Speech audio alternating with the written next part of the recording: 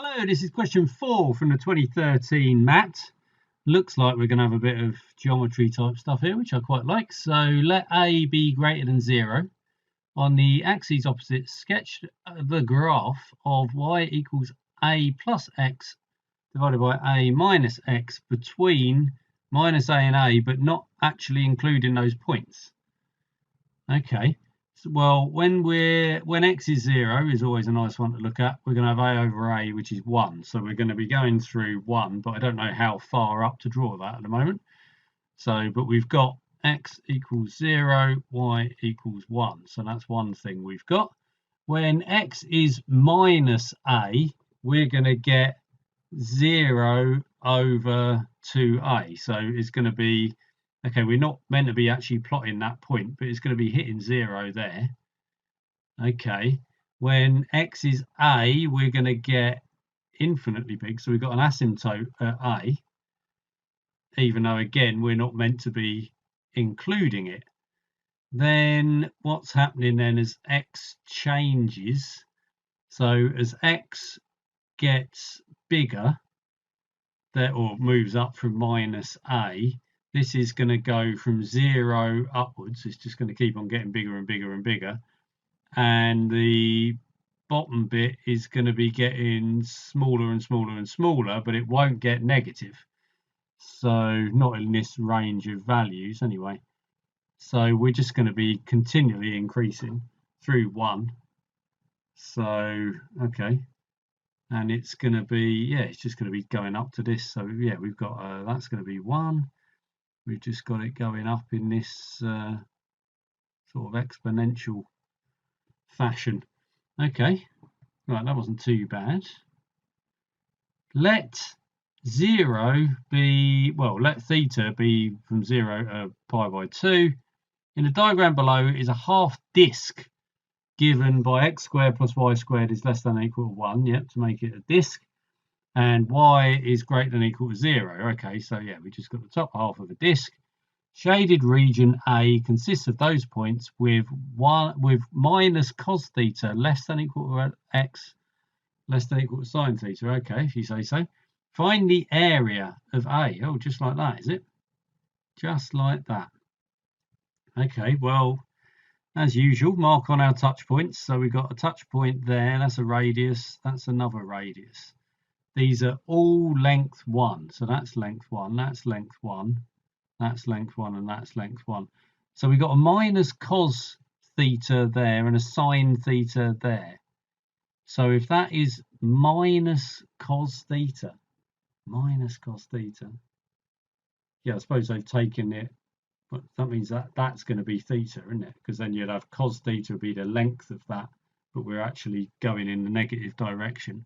For sine theta being this distance, that means that would be theta. Okay, so we've got that is theta, that is theta. So that is, these are both right angles. What are we then doing?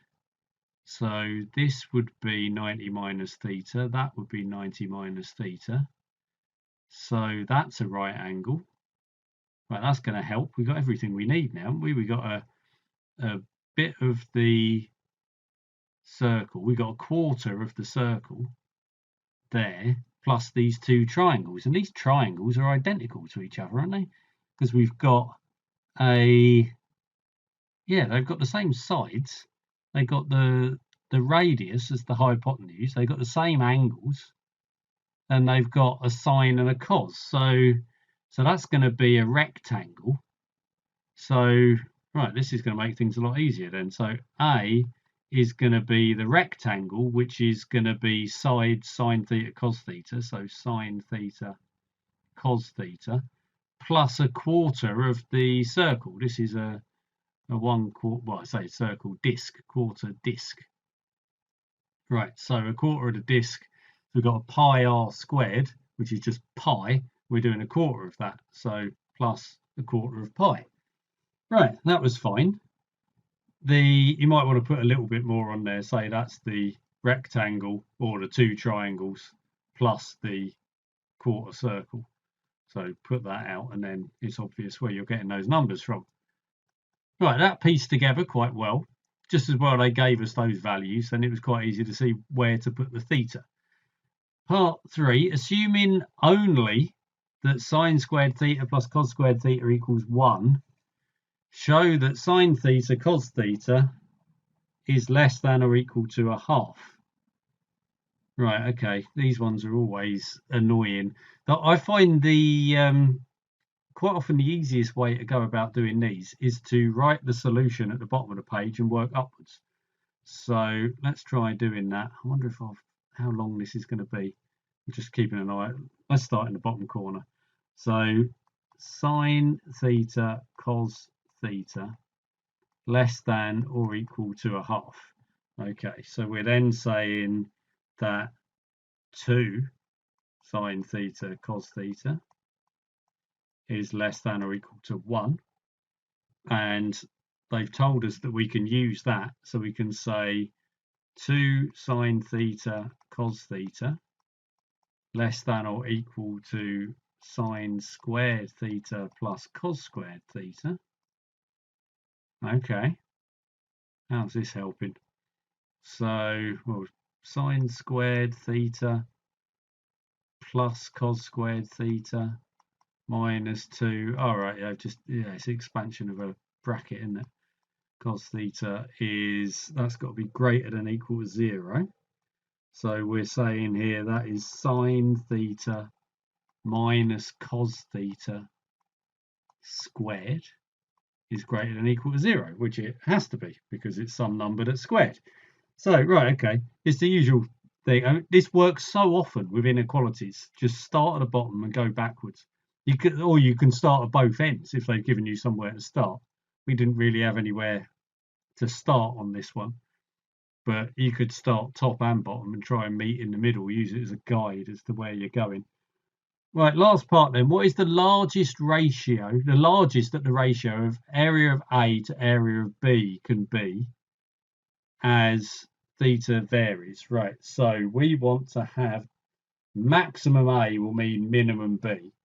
So we want, we want max A over min B.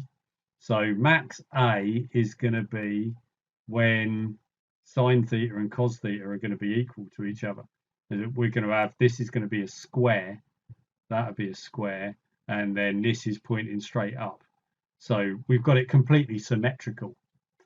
That's the thing. So max A when symmetrical, which means what we're going to have, theta is pi over 4. So maximum A then is going to be our, well, we've got pi over 4, so that is root 2 over 2, so that's going to be a half plus pi over 4.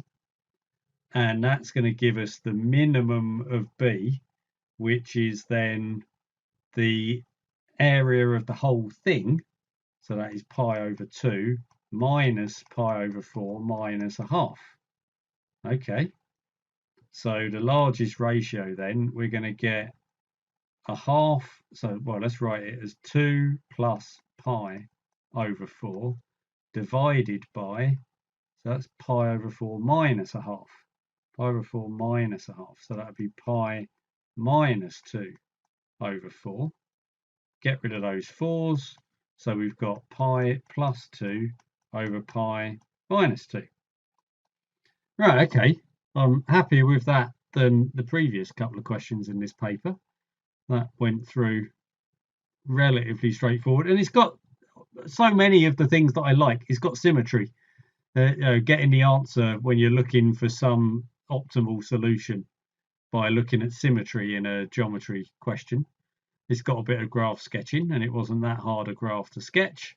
And then it's got the old trick of doing inequalities, of working backwards if you're not sure where to actually start.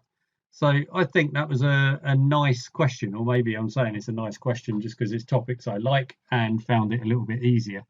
But to my mind, that's certainly easier than questions 2 or 3 on this paper, which I thought were pretty tough.